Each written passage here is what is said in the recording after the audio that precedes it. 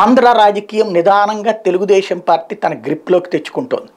రాజకీయాన్ని జనాన్నే అంటే కాదు, అందులో కమ్యూనిస్టులు ప్యూర్ తెలుగుదేశం సింపథైజర్స్గా మారారు.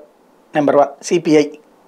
అట్లాగే Congress party pure Telugu Desam party సింపథైజర్గా మారింది ఆంధ్రప్రదేశ్లో. ఇది నెంబర్ 2.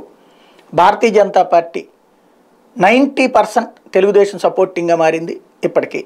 అట్లాగే ముఖ్యమంత్రి పదవి లాంటి అంశాలని పక్కన పెట్టేసి తెలుగుదేశం పార్టీతో కలిసి ట్రావెల్ కావడానికి జనసేన సిద్ధమైంది.